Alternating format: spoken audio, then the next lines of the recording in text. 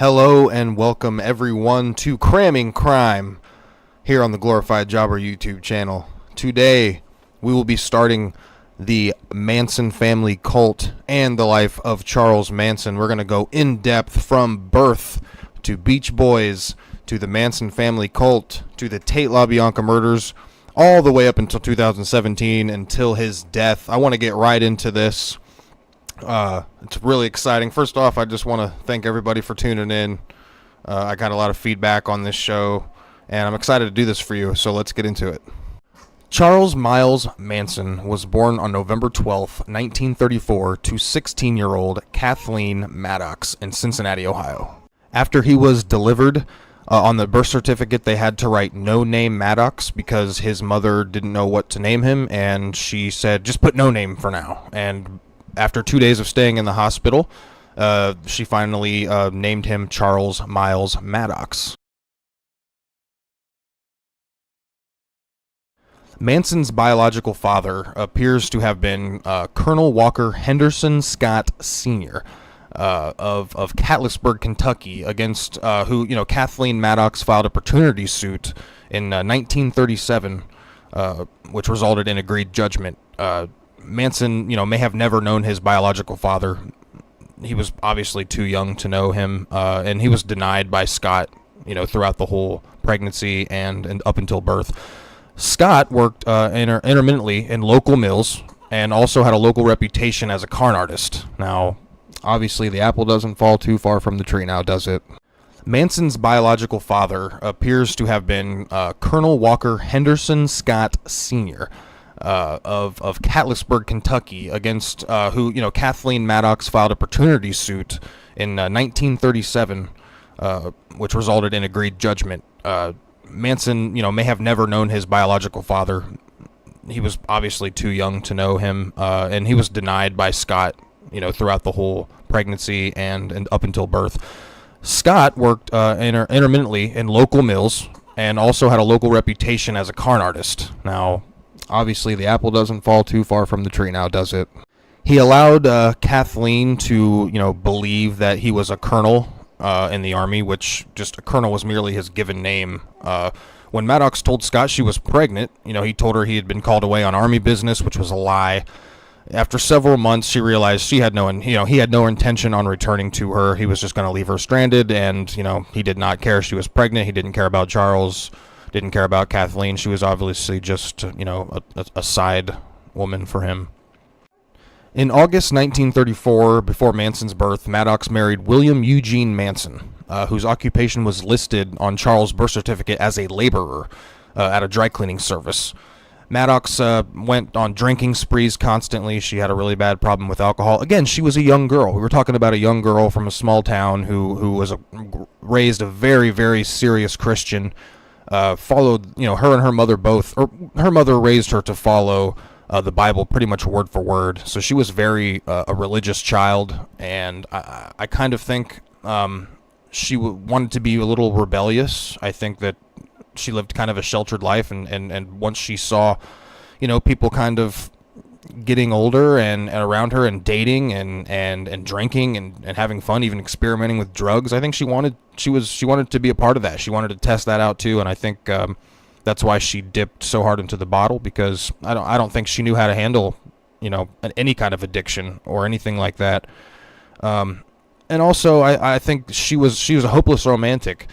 She was that small town girl again who was very, very intrigued by older men and kind of always dreamed to be supported by, a good older man with money. So on these drinking sprees, she would constantly be leaving Charles with a variety of babysitters. Her and William Eugene Manson divorced on April 30th, 1937. So this is like right around the time when she was trying to get pretty much child support in these days from the colonel. Now, as she divorced in 1937, when she finally got divorced, then the court was like, okay, you're a single mom, yada, yada, yada. We're going to grant you gross neglect of duty, which would be, pretty much child support. He's not around. I want to, charge him for child support, yada, yada, yada, which she saw nothing of. I don't think he ever gave her a dime. If he did, she never said so. While getting, into trouble and drinking a little bit, Kathleen started hanging around the wrong crowd. And on August 1st, 1939, Maddox and her brother Luther and his girlfriend Julia Vickers spent the evening drinking with a man named Frank Martin, who was a new acquaintance, who apparently was wealthy. Maddox and Vickers decided to rob him. Maddox, phoned her brother to help. They, were incompetent thieves. They did this all the time. They would just pickpocket pretty much drunk, wealthy men, after a night out, and that's how they kind of supported themselves. After doing this several times, they realized, we could make a living out of this, and, but eventually they got caught. And they were arrested within hours of the time they robbed Frank Martin. At the trial, 7 weeks later, Luther was sentenced to 10 years in prison for the robbery, and Kathleen was sentenced to 5 years.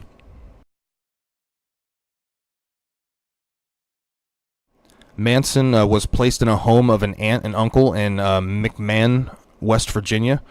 His mother was paroled in 1942. Manson later characterized the first weeks after she returned from prison as the happiest time of his life. Manson's family moved to Charleston, West Virginia, where Manson continually played truant, and his mother spent, her evenings drinking still. She was arrested for grand larceny, but not convicted. After moving to Indianapolis, Maddox started attending Alcoholics Anonymous, doing meetings, doing what she could to because she cared. She wanted to change. She was starting to get a little older. She did her time, and she wanted to change her life, turn her life around for her and Charlie. But it was at these AA meetings where she met an alcoholic named Lewis, whom she married in August 1943. As well as constantly, again, playing truant, Manson began stealing from stores and his home. In 1947, Maddox looked for a temporary foster home for Manson. But she wasn't able to find a suitable one. Unfortunately, she decided to send him to Gibalt School for Boys in Terre Haute, Indiana, a school for male delinquents run by Catholic priests. And Manson soon fled home to his mother. I think he escaped after 3 weeks. Manson soon fled home, and, she went to look back. She wanted to take him back to school. She was looking for other options, but she wanted him to have a certain amount of, discipline and kind of some other father figures, maybe better ones than she was providing, meeting all these men and bringing them home. I can only imagine how many men he met as quote-unquote father figures throughout his childhood. Eventually, Manson went to stay with his aunt and uncle until about 1947 again. So it was Christmas about 1947, and he was caught stealing a gun from his uncle that he, kept in a safe, and he stole it. His cousin actually caught him doing it and ratted him out. So, after that, they were like, "We're done. You're not living with us anymore." Manson returned to Gibalt School of Boys, but ran away again to Indianapolis 10 months later. Instead of returning to his mother this time, he rented a room and supported himself by burglaring stores, small arm robbery, that kind of stuff. He was eventually caught again, and a sympathetic judge sent him to Boys Town, which was a juvenile facility in Omaha, Nebraska. After 4 days, he and a student named Blackie Nielsen stole a car and somehow obtained a gun. They used it to rob a grocery store and a casino as they made their way to the home of Nielsen's uncle in Peoria, Illinois. Blackie Nielsen's uncle was a professional thief, and when the boys arrived, he apparently took them as apprentices. Manson was arrested 2 weeks later during a nighttime raid on a Peoria store. In the investigation that followed, he was linked to 2 earlier armed robberies, which he later confessed to. He was sent to the Indiana Boys School, a strict reform school. He later claimed that other students raped him with the encouragement of staff members as well. Manson developed a self-defense technique he later called the insane game, which he was physically, unable to defend himself if a bigger man, which he was a small man. Manson was, again, he was like 5'3", a very small man, very small child.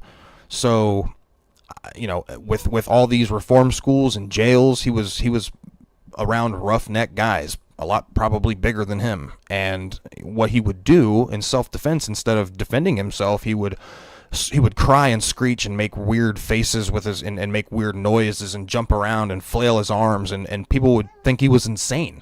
And they were like, what the hell are you doing? Who is... No, just get away from me. And it worked. That's what he did. And he then realized that just by being whoever he wanted to be at the time, he would make people do pretty much what he wanted them to do. And it all started with this insane game and bullies. When people bullied him, he would play this insane game to make them stop. And it worked every time, and he knew then manipulation was key.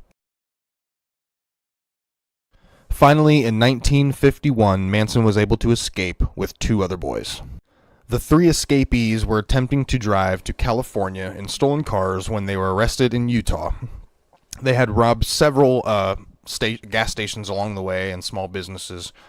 Driving a stolen car across state lines is obviously a federal crime that violates the Dyer Act, which is just a law. Manson was sent to Washington, D.C.'s National Training School for Boys. Once again, another reform school that Manson hated. He hated it. He hated the boys there. He never fit in. The same stuff was just going to happen in Manson's mind. And he's probably right. He was pretty much illiterate at this point. Now, he was a teenager, but he had the reading and writing skills of a 3rd grader. And his IQ was 109. But the national average was 100 at the time. So he had what it took, or at least they thought. And I do too. My personal belief is he was a smart man who went down the wrong path. And we'll get there eventually. But anyway, his IQ was 109. His caseworker deemed him aggressively antisocial, though. All he wanted to really talk about was himself and no one else, and he didn't really want to talk to anybody. He just wanted to keep to himself, and I think that's, I think he thought a lot. I think he was a quiet guy. He thought all the time in his mind. He invented a whole new world in his mind, maybe every day. His mind was something, out of this world, because of the things he would think up and the things that he made himself believe. I mean, we're talking about a very, very narcissistic liar, a guy who would say anything and believe it. This was a guy who really, truly believed everything he said was right and true, and just with time, he could. It wouldn't matter if he had to repeat himself 100 times. You're going to believe him eventually. In October 1951, Manson was transferred to Natural Bridge Honor Camp, which was a minimum security institution, where his aunt visited him and told administrators she would let him stay at her house and would help him find work. Manson had a parole hearing scheduled for February 1952. However, in January, he was caught raping a boy at knife point. Manson was then transferred to the Federal Reformatory in Petersburg, Virginia, because the other place was like, we don't even want you anymore. Like, not only if you would just keep your nose clean for a matter of months and be done with it and be in the past and put it behind you, he goes and does this. He goes and rapes a boy and puts a knife to his throat. I mean, come on, man. This is just a guy who doesn't care, who wants to get in trouble, who likes living in jail, who likes jail. It's what he knows. And he likes trouble and attention. And unfortunately, he has to get negative attention in order to get it, because he was neglected his whole life. I mean, let's face it. He doesn't know love. He doesn't know affection. All he knows is negative attention. At the Institute in Virginia, he committed a further 8 serious acts, 3 involving homosexual acts. He then moved to a maximum security reformatory in Chillicothe, Ohio, where he was expected to remain until his release on his 21st birthday on November 1955. Good behavior led to an early release in May 1954. He then lived with his aunt and uncle again in McMahon. In January 1955, Manson married a hospital waitress named Rosalie Jean Willis. Around October, about 3 months after he and his pregnant wife arrived in Los Angeles in a car he had stolen from Ohio, Manson was again charged with a federal crime for taking the vehicle across state lines.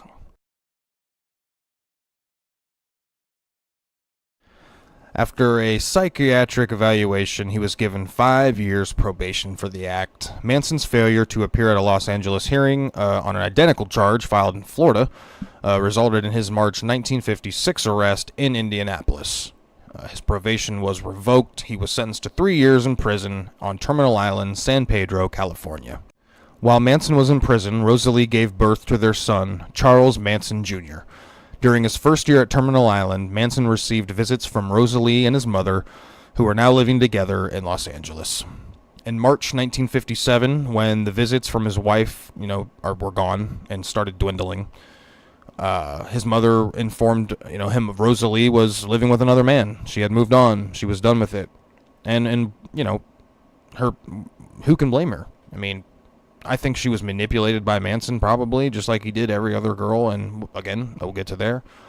But I think she was done with it. I think, stealing cars, and I have a kid now. Like, I need to grow up. I need a real man. And I think she was just done. And I think,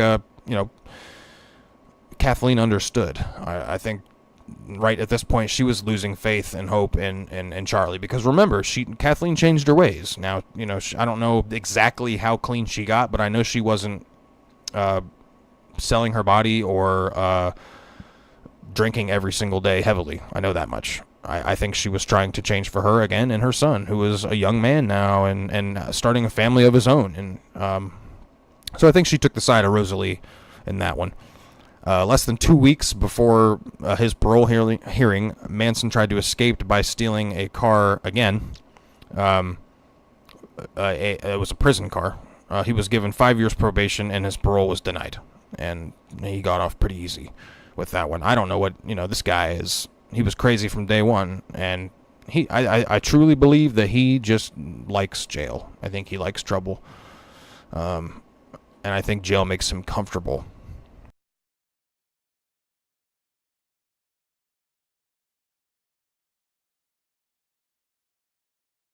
And hey, I'm sorry for saying all the time. I'm reading my notes and I'm just winging it. It's you and me. I'm telling you the story. This isn't. I'm not gonna make this some big production show.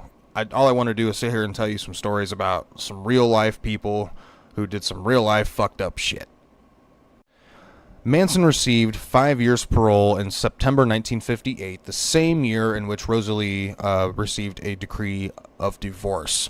By November, he was pimping a 16-year-old girl and was receiving additional support from a girl with wealthy parents. In September 1959, he pleaded guilty to a charge of attempting to cash a forged U.S. Treasury check, which he claimed to have stolen from a mailbox. The latter charge was then later dropped. He received 10 years suspended sentence and probation after a young woman named Leona, who had an arrest record for prostitution, made a tearful plea before the court that she and Manson were deeply in love and would marry if Charlie were freed. Before the year's end, the woman did marry Manson, possibly so she would not be required to testify against him. Manson then took Leona and another female to New Mexico for purposes of prostitution, resulting in him being held in question for violating the Mann Act, which is pretty much just having a girl that's underage and bringing them across state lines without certain reasons. I can't really say the specific reasons, but I know just bringing them to state lines, they're not related to you, whatever, and they're minors is illegal. To be honest, it's got to still be illegal today, but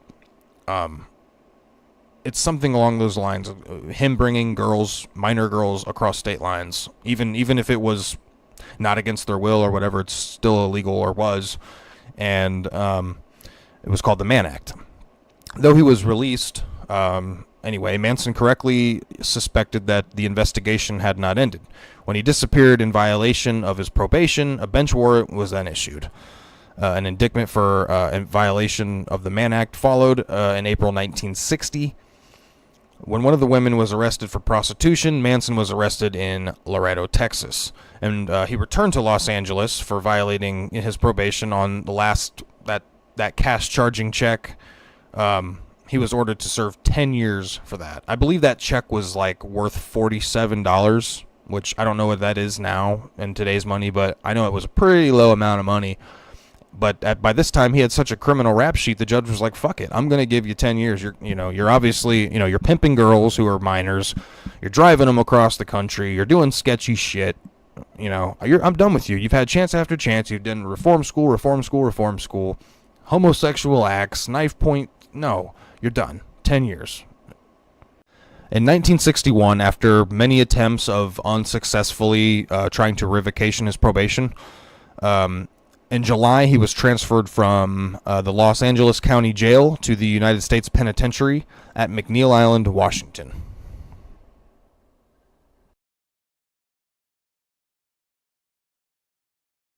There, he befriended and took guitar lessons from Barker Karpus gang leader Alvin Creepy Karpus and obtained from another inmate a contact name of someone at Universal Studios in Hollywood, Phil Kaufman.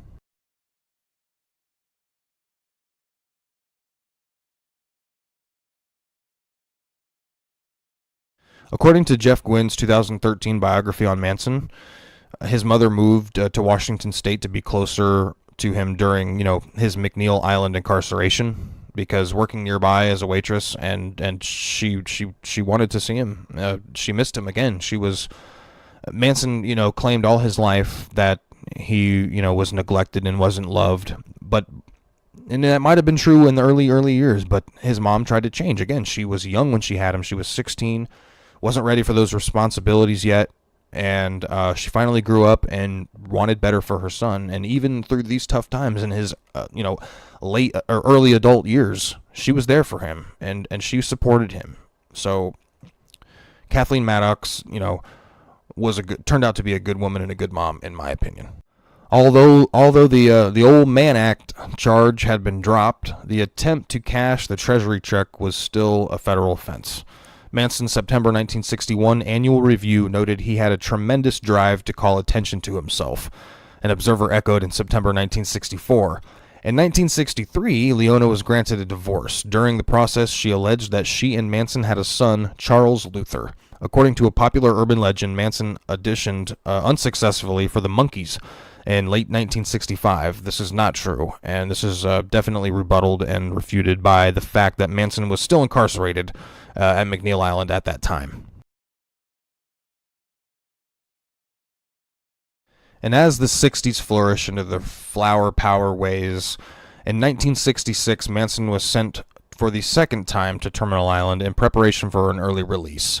Now, by the time of his release day on March 21st, 1967, he had spent more than half of his 32 years in prisons and institutions. This man was definitely institutionalized. This was mainly because he had broken federal laws. I mean, his laws were maybe seen as petty. Yeah, $47 check, but that's a federal law. Again, the pimping the girls and going across state lines, that's not very small, in my opinion. Because remember, federal sentences were and remain much more severe than state sentences for many of the same offenses. Telling the authorities that prison had become his home. He requested to stay. He did not want to leave prison. When they said, "Hey, you're done, and I think you can get another go at this life thing," he said, "I don't think so. I don't like people. I don't think I can live out there with those people. I like it in here. I know this place. I know these people, and quite frankly, I'm content." But they said, "The hell with you. You're getting the fuck out of here." So yes, Terminal Island, this pretty much is all your fault.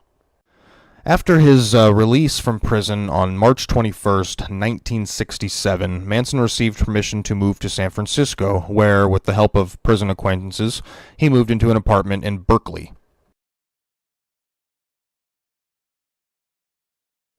Living mostly by begging, he soon got to know a Mary Brunner, a 23-year-old graduate from the University of Madison, Wisconsin. Brunner was working as a library assistant at the University of California, Berkeley, and Manson moved in with her eventually. According to a second-hand account, he overcame her resistance to his bringing other women to live in with them. Before long, they were sharing Brunner's residence with 18 other women.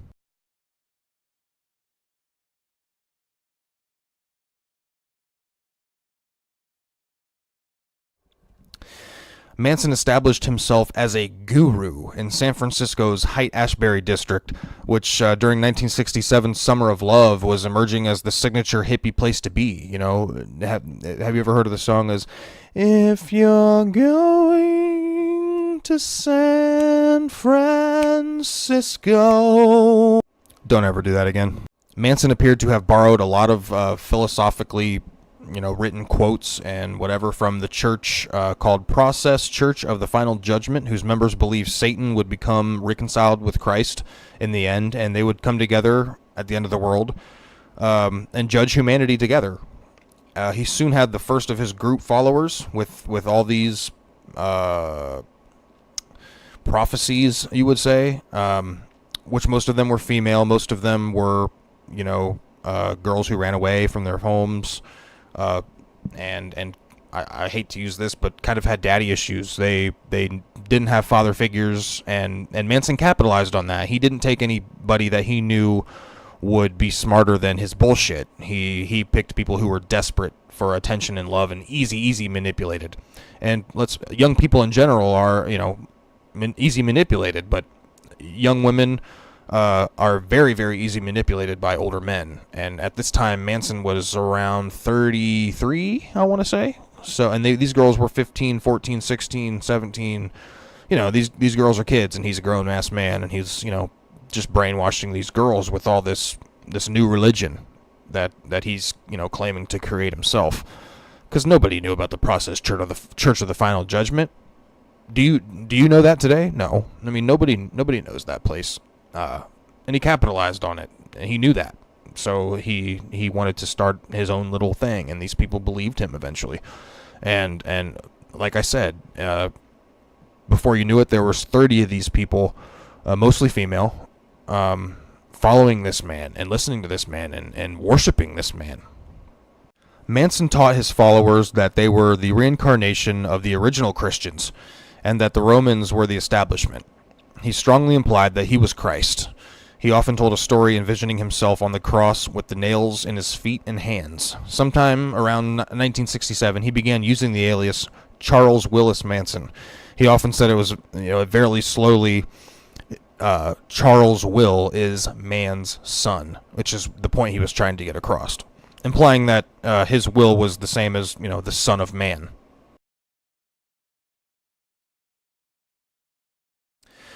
Before the summer ended, Manson and 8 or 9 of his enthusiasts piled into an old school bus they had, rewired and built up in hippie style, with colored rugs and pillows and new sound equipment. In place, many seats they had removed. They roamed as far north as Washington State, then southward through Los Angeles, Mexico, and the Southwest, returning to Los Angeles area, where they lived in Topanga Canyon, Malibu, and Venus. Western parts of the city and county as well.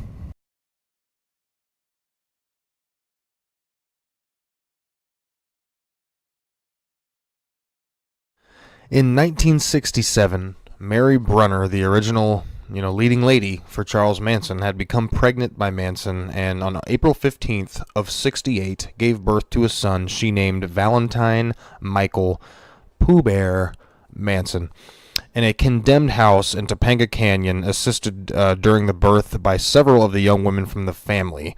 Brunner, like most members of the group, acquired a number of aliases and nicknames, including Mariachi, Ooch, Mother Mary, Mary Manson, Linda D. Manson, and Christine Mary Utes. Now, Mary Brunner would be a very key member in the Manson family. She remained devoted to Manson up pretty much until, later in his incarceration, which we'll get into later.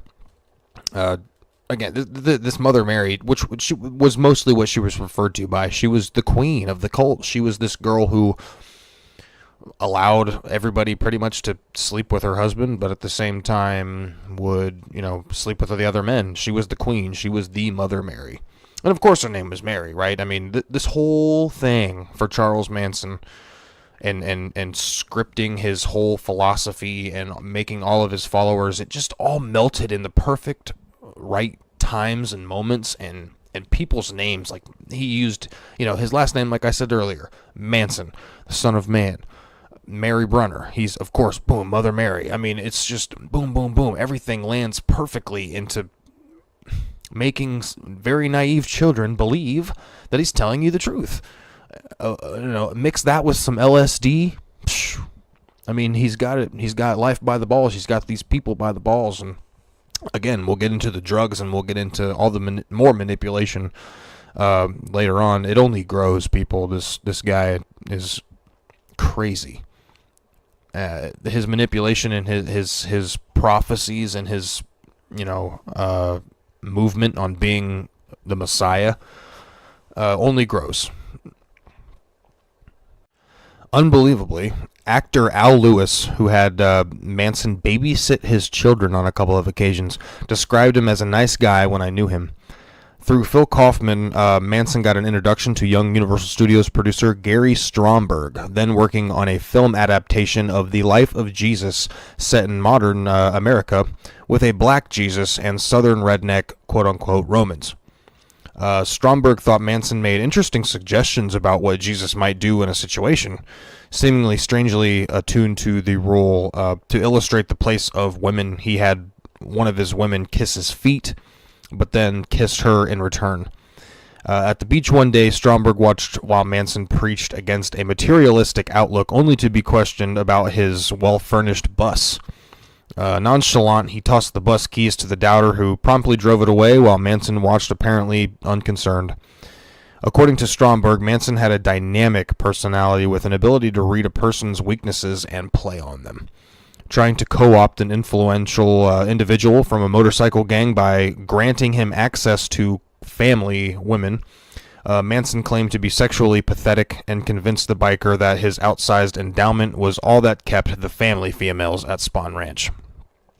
On one occasion, the enraged father of a runaway girl who had joined the family pointed a shotgun at Manson and told him he was about to die. Manson quietly invited her in.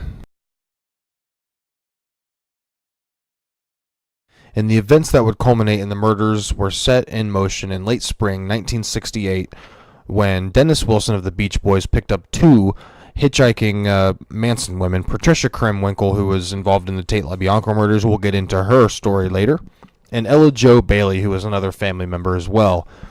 Brought them to a Pacific Palisades house for a few hours. They chilled, they smoked some weed, they were done.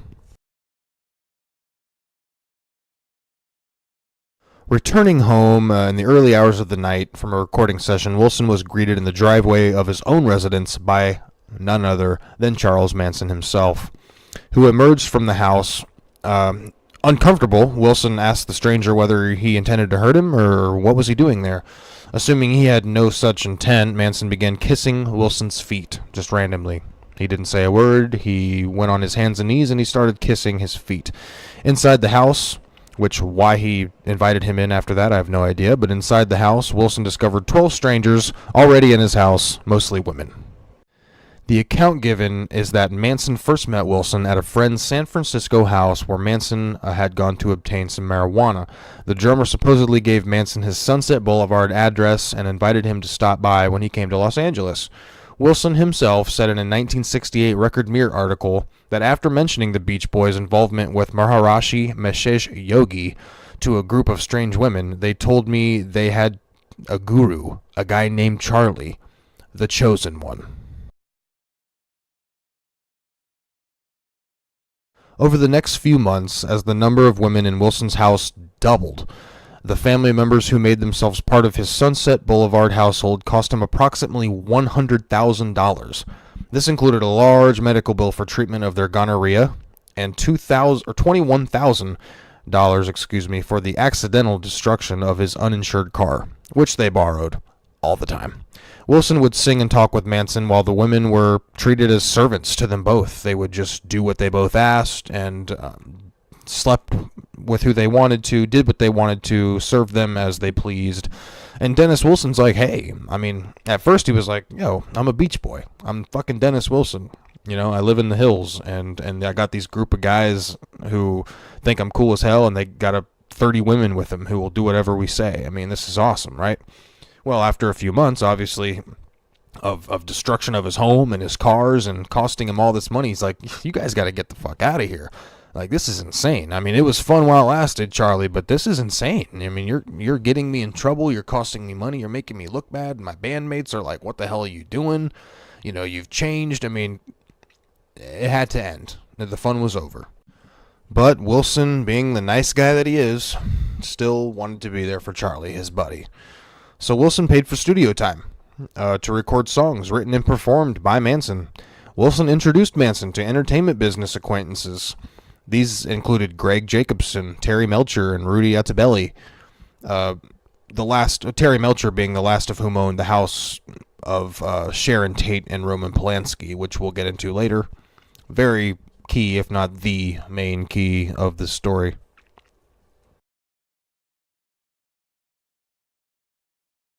But it was Jacobson and Melcher who were very impressed with Charlie and the whole Charlie Manson package of artistry, lifestyle as philosopher. They liked his shit. They thought he was entertaining. They thought he was interesting. So they paid for a lot of Manson's recording material as well. Manson established a base for the group at Spawn's Movie Ranch, not far from Topanga Canyon Boulevard, in August of '68. After Wilson's manager evicted the family because of all the bullshit and destruction that they did. Mind you, this was Manson, a few guys, and about 30 women at this time. The entire family then relocated to the ranch. The ranch had been a television and movie set for Western productions. However, by the late 60s, the building had deteriorated, and the ranch was earning money primarily on selling horseback rides. Family members did helpful work, around the grounds. They kept up with the place. They did small, little jobs for the family and the ranch. Also, Manson ordered the family's women, including Lynette Squeaky Fromm, to occasionally have sex with the nearly blind 80-year-old owner, George Spahn.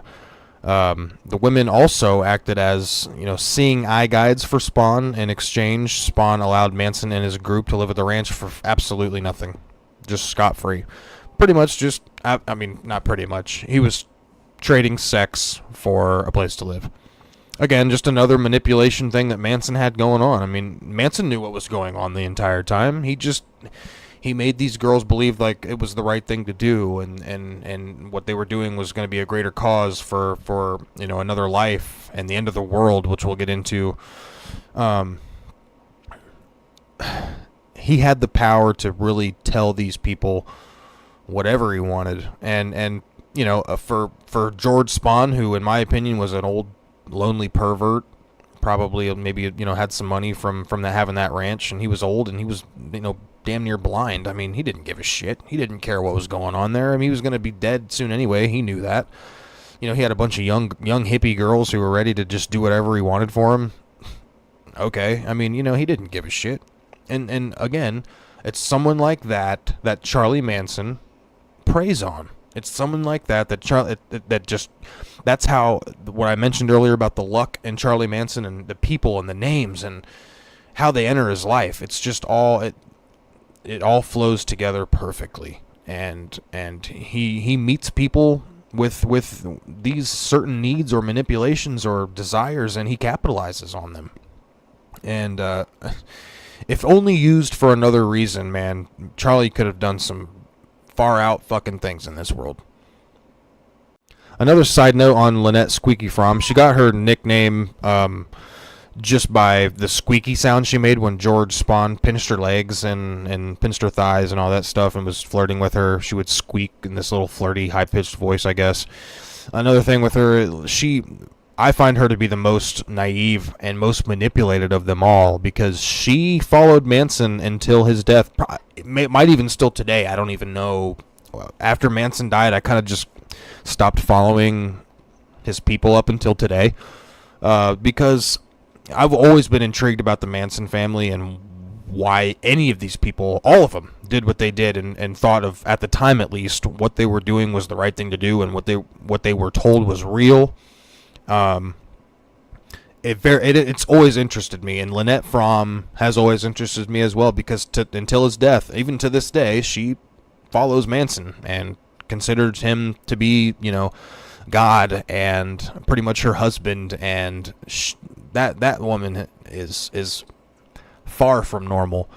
But what an interesting freaking person that is, because we could I'll go into depth with her a little bit. So I'm kind of getting off track here with her, but she's got a story on her own. I mean, she once attempted to assassinate President Ford on direction from Charlie Manson, which I don't think anything came up of that, because everybody knew he was just going to stay in jail for the rest of his life anyway and die in there. But yeah, it was like a planet issue, and she tried to shoot him, and she got arrested for it and put in jail. We might get into that subject later, but I'm kind of getting off track. That's just a little side note on Lynette Fromm that I thought was interesting, and a part of the story, because she was a devout fucking Manson family member until like last year.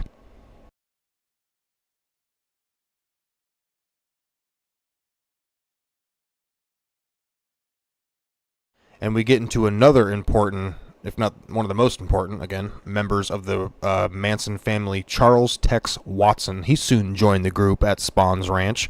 Watson, a small-town Texan who had quit college and moved to California, met Manson at Dennis Wilson's house having a party. Watson gave Wilson a ride while Wilson was hitchhiking after his car had been wrecked by the Manson and the Manson family. Spawn nicknamed Watson Tex because of his pronounced Texan drawl.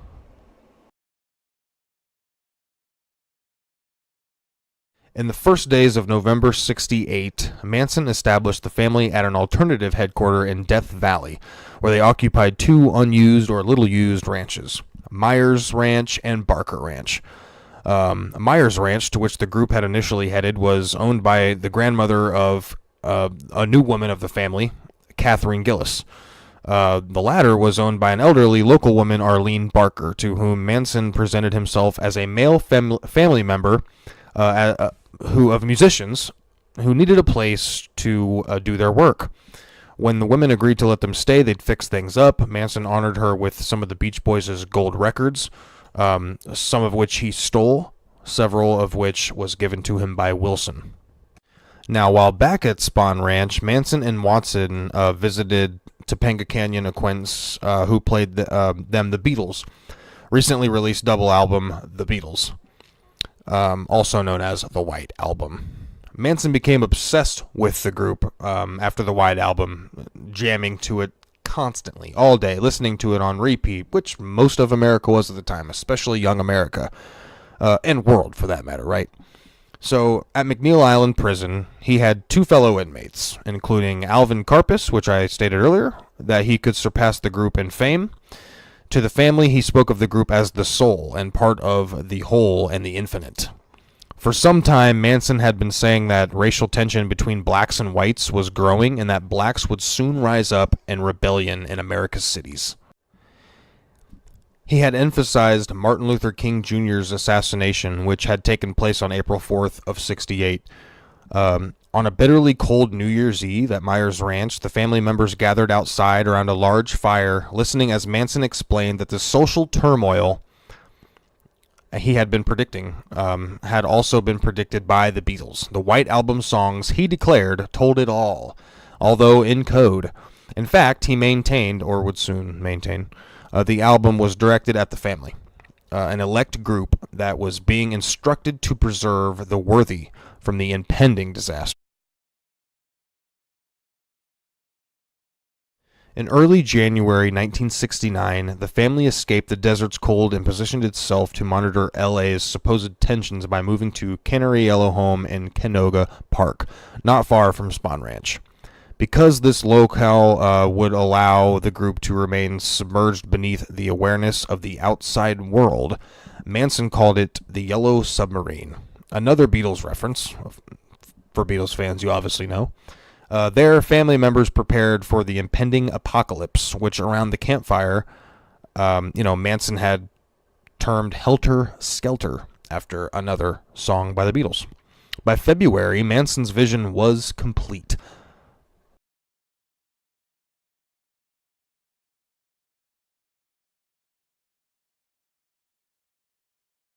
The family would create an album whose songs, as subtle as those of the Beatles, would trigger the predicted chaos. Ghastly murders of whites by blacks would be met with retaliation. and a split between racist and non-racist whites would yield whites' self-annihilation. Blacks' triumph, as it were, would merely precede their being ruled by the family, which would ride out the conflict in the bottomless pit, he called it, a secret city beneath Death Valley. At the Canoga Park house, while family members worked on vehicles and pored over maps to prepare for the desert escape, they also worked on songs for their world-changing album. When they were told Terry Melcher was to come to the house and hear the material, the women prepared a meal and cleaned the place, but Melcher never arrived. Now, there are some alternative theories to the Helter Skelter scenario and whether or not it was the actual motive behind the murders. According to the Manson family associate, it was actually Buscielli's arrest, which a guy named Bobby Buscielli was a Manson family member, one of the guys, one of Manson's muscles. It was his arrest for the torture and murder of Gary Hinman that instigated the Manson's family ensuing murder spree and acted to convince police that the killers of Gary Hinman were in fact still at large. This has been sustained pretty much by interviews of Bugliosi, by Truman Capote, would be one of them who interviewed him. He did most of his interviews in the early 80s. Now, personally, I think that's the alternative theory for the Gary Hinman thing. I don't think it's true. I think he wanted to incite a race war only because, well, I mean, the evidence and the facts. Many family members, most or all, who are included in these murders, who we'll get into later, all explained that, yes, Helter Skelter was a racial thing. The blacks were going to take over the world, and they were going to hide out in this bottomless pit and come out. They were going to reproduce up to like 140,000, just like the Bible says. It says something about a lost civilization who goes underground and comes back 144,000 strong and takes over the world. Well, Manson was telling his followers that this is us. We're going to go down to a pit in the desert, and we are going to reproduce and live under there in caves and live there for however long. Let the blacks rule the world. The blacks won't know how to govern themselves. They will destroy themselves, and we will emerge out of this bottomless pit, and we will take over the world. We will show them how to govern, and they will listen to us, and they will understand, because they put their world into so much turmoil.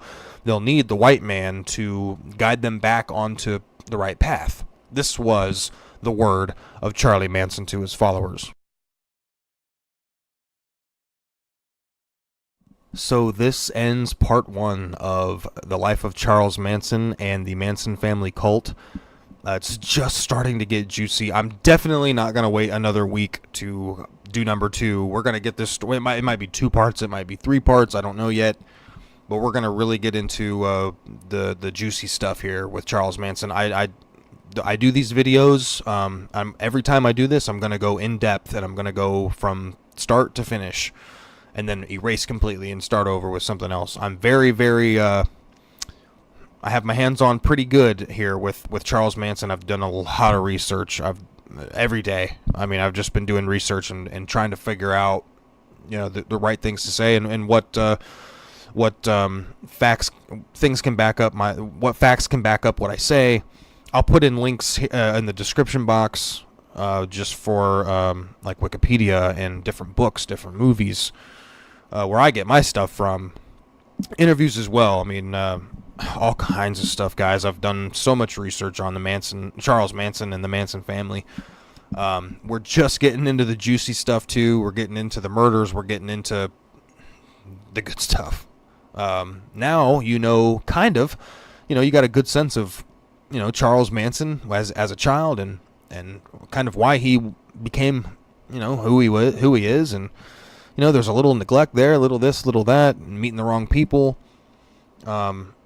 But we're going to really get in depth here of the murders and the crimes and more involvement of just evil that Charles Manson led on this world. So thank you for joining me for part one. I will have part two. I'm going to try to have part two out by June 3rd, which is only a couple days from now. But I can't make you wait a week for part 1 and then another week for part 3. I'm going to try to get all these in here in 1 week. So hopefully the whole Manson family series will be done and published by next week.